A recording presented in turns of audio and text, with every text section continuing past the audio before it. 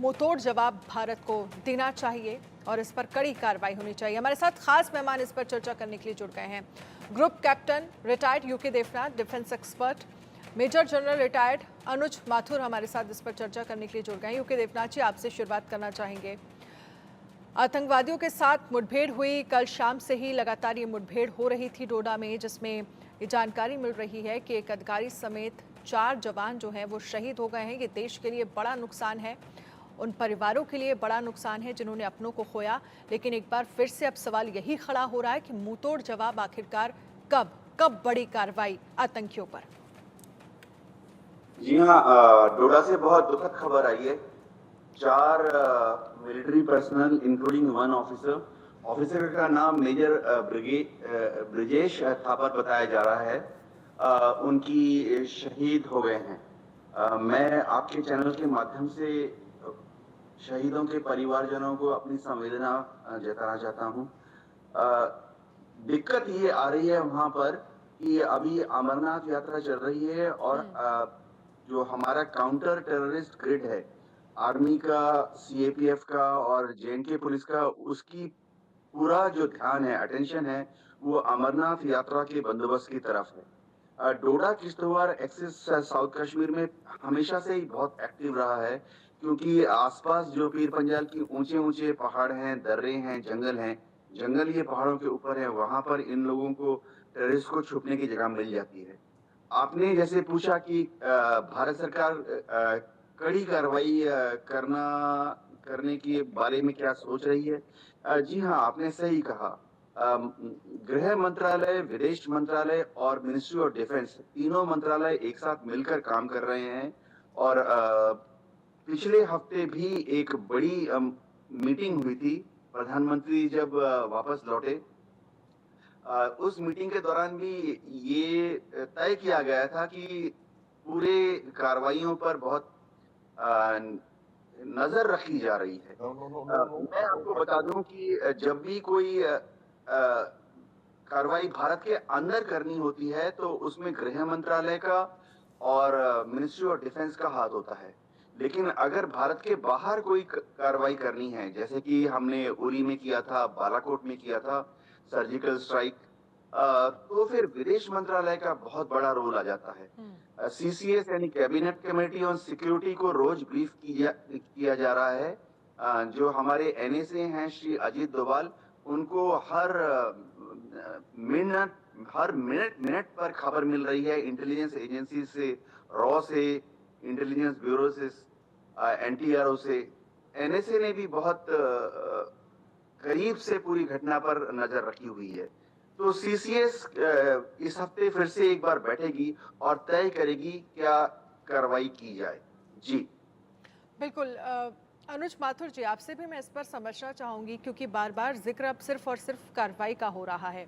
देश के लोग भी अब ये सवाल करने लगे हैं कि आखिरकार जवानों की शहादत कब तक देश बर्दाश्त करेगा। और ये बिल्कुल सही है, जिस तरह के हालात लगातार जम्मू में बन रहे हैं। कश्मीर में स्थितियां ठीक है, कश्मीर शांत है, लेकिन जम्मू में अगर इस तरह की स्थितियां बन रही हैं, लगातार हमले हो रहे हैं, आतंकवाद अगर वहां पर पनप रहा है, तो आप सबसे बड़ा कारण क्या मानते हैं और सेना के सामने इसे खत्म करने के लिए चैलेंजेस क्या क्या हैं? अनन्या, देखिए, 2-3 बहुत प्रमुख इसके कारण हैं और वो प्रमुख कारण ये हैं। पहली बात तो कश्मीर घाटी में आतंकवाद के ऊपर इतना अधिक दबाव है कि किसी भी प्रकार से ना तो आतंकवादी वहां से घुसपैठ कर पा रहे हैं, ना वहां पर कोई कार्रवाई कर पा रहे हैं, और जो भी कोई कार्रवाई करने का प्रयास करता है उसे एलिमिनेट कर दिया जाता है। तो ये आप समझे कि उस दबाव को किसे परेशान होकर के उस बौखलाहट में उन्होंने जम्मू रीजन यानी कि पीर पंजाल के दक्षिण वाला इलाका एक्टिवेट करने का प्रयास किया है। पहली बात।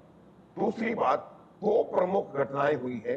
पहली घटना यह है कि जब से चाइना ने आपके ऊपर सलमान की कार्रवाई हुई तो कुछ ट्रुप्स को रिलोकेट किया गया था, और वो जो ट्रुप्स रिलोकेट हुए थे वो पीर पंजाल के दक्षिण के क्षेत्र से रिलोकेट हुए थे, क्योंकि परिस्थितियां वहां पर बेहतर थीं। तो उनको लेह के और उच्च तुंगता वाले इलाकों में भेजा गया। तो वहां से जो काउंटर टेररिस्ट ग्रिड है जम्मू रीजन का, उसमें थोड़ी सी कमी आई। हालांकि मैं ये बताता पहले भी कह चुका हूं आपके चैनल के माध्यम से कि सेना जब भी ट्रूप्स को रिलोकेट करती है तो जिस स्थान से ट्रूप्स हटते हैं उस स्थान की सुरक्षा का क्या होगा, उसका पूरा ध्यान रखा जाता है। लेकिन फिर भी वो ट्रूप्स रिलोकेट, एक मिनट लेना please, give me one more minute, और वो ट्रूप्स रिलोकेट हुए जिससे कि सिटी ग्रिड में थोड़ी कमी आई। दूसरी बात, जैसे कि अभी आपने सर ने बताया कि कुछ ट्रूप्स जाते हैं वहीं से उठ करके अमरनाथ यात्रा की उसके लिए, लेकिन कोई भी कारण सेना के लिए वो नहीं है कि उनको परेशानी होगी। उसकी सबसे बड़ी वजह ठीक है अनुज पाथुर जी, आपकी आवाज क्लियर हम तक नहीं आ पा रही है। हम एक बार ऐसे जो टेक्निकल खराबी है इसे ठीक करा लेते हैं, उसके बाद मैं आपके पास आती हूँ। हमारे साथ आशिक मीर भी जुड़ गए हैं श्रीनगर से लाइव। आशिक मीर, क्या जानकारी है अभी मौजूदा समय में, क्या स्थितियां हैं? क्या अभी भी सर्च ऑपरेशन वहां पर चलाया जा रहा है? क्योंकि कल रात में सेना और आतंकियों के बीच मुठभेड़ हुई थी, अभी क्या स्थितियां हैं?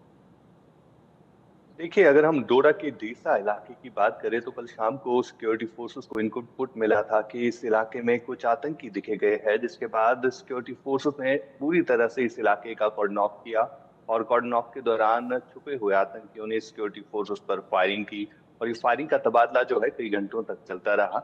लेकिन इसमें हमारे सेना के 4 जवान जो है वो शहीद हो चुके हैं। अगर हम जम्मू के इलाकों की बात करें तो यहाँ पर लगातार इस तरह के इंसिडेंट्स होते रहते हैं। बीते दिनों हमने देखा कि कश्मीर के कुपवारा केरन सेक्टर में किस तरह से एक बार फिर से घुसपैठ की कोशिश की गई थी, लेकिन इस घुसपैठ की कोशिश को सुरक्षा बलों के जवानों ने नाकाम बना दिया, नाकारा बना दिया और 3 आतंकियों को जो है वहीं पर मौके पर ढेर कर दिया गया। बताया जा रहा था ये ग्रुप जो है कई दिनों से घुसपैठ करने की कोशिश लगातार कर रहा था, लेकिन इनको मौका नहीं मिल रहा था क्योंकि सुरक्षा बलों के जवान जो है लगातार बॉर्डर्स पर अलर्ट है, जितनी भी ट्रूप्स अगर हम देखें। लेकिन कहीं न कहीं हम ये भी कह सकते हैं कि मिलिटेंसी या टेररिज्म का शिफ्ट जो है अब जम्मू के इलाके में ज़्यादातर देखने को मिल रहा है। क्योंकि अगर हम कश्मीर के इलाकों की बात करें तो बीते कई महीनों की अगर हम बात करें तो यहाँ पर इन आतंकियों का सीधे तौर पर एनकाउंटर होता है और जम्मू में किस तरह से ये सफल हो जाते हैं इन अटैक्स करने में, तो सिक्योरिटी के लिए एक बड़ा चैलेंज बनता जा रहा है सिक्योरिटी इदारों के लिए। और ये सोचने वाली बात है कि किस तरह से अब लगातार ये आतंकी जो है जम्मू के कई एक इलाकों में सक्रिय है और इन आतंकी की तादाद जो है अब ज्यादा से ज्यादा बढ़ने लगी है जम्मू के इलाकों की तरफ। इस वक्त भी जो है जम्मू के कई एक इलाकों में, चाहे हम पुंछ राजौरी की बात करें या कठुआ डोडा की बात करें, तो इन इलाकों में अभी भी सर्च ऑपरेशन जो है बड़े पैमाने पर जारी है और फिलहाल आतंकियों के साथ मुठभेड़ जो है डोडा के इलाके में चल रही है। ठीक है, जिस तरह से जानकारी दे रहे हैं आशिक मीर, आतंकियों के साथ मुठभेड़ डोडा इलाके में चल रही है।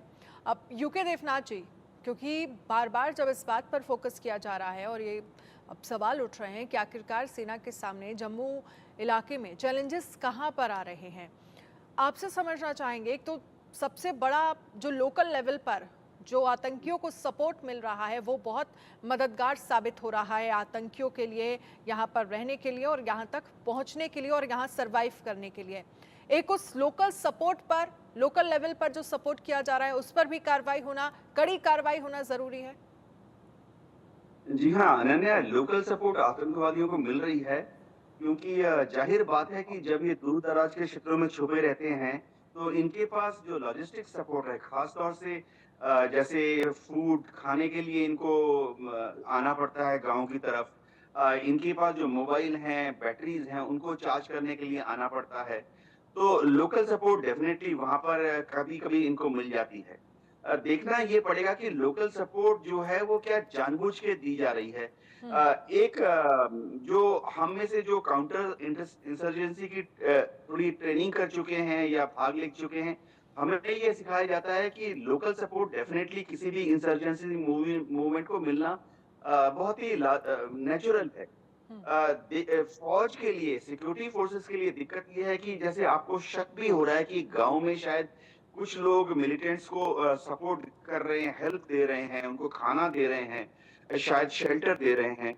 दिक्कत ये है कि जब उस गांव को कॉर्डन कर दिया जाता है, घेर लिया जाता है और गांव के अंदर हाउस टू हाउस सर्च की जाती है या कोमिंग ऑपरेशन किया जाता है गांव के आसपास, सबसे बड़ी ब्रीफिंग जो ऑफिसर्स को या जवानों को दी जाती है कि वो ये दी जाती है कि 2 आतंकवादियों को ढूँढने के चक्कर में ऐसा ना हो कि गाँव में 20 लोग परेशान हो जाएँ और 20 लोग भविष्य के लिए फौज के विरुद्ध सोचना शुरू कर दें। क्या होता है कि हर गाँव में 1-2 लोग होते हैं जो कि आतंकवादियों को मदद करते हैं, लेकिन उसी गाँव में 5-10 ऐसे लोग होते हैं जो कि आतंकवादियों की सूचना देते हैं फौज को या लोकल जो इंटेलिजेंस यूनिट है उसको। अब ये पूरी कार्रवाई के दौरान सबसे बड़ी चीज़ ये होती है जवानों को और अफसरों को ब्रीफ किया जाता है कि हमारे जो सिम्पैथेटिक लोग हैं गाँव में, जो हमारे साथ सहानुभूति रखते हैं या गाँव के जो न्यूट्रल लोग हैं, उनको नाराज़ ना किया जाए। क्योंकि ये 2 आतंकवादियों को पकड़ा, बदले में आपने 20 दुश्मन गाँव में बना लिए, तो फिर तो भविष्य के लिए पूरी कहानी जो है वो उल्टी चल पड़ी। तो फूँक-फूँक के कदम रखना पड़ता है। एक आतंकवादी भले ही हाथ से निकल जाए, एक ओवरग्राउंड या अंडरग्राउंड सपोर्टर भले ही बच जाए, लेकिन बाकी गाँव वालों को कोई परेशानी नहीं होनी चाहिए। वो master principle of counter insurgency operation है। जी। बिल्कुल। हमारे साथ माथुर साहब भी बने हुए हैं। अनुज माथुर जी, जिन बातों का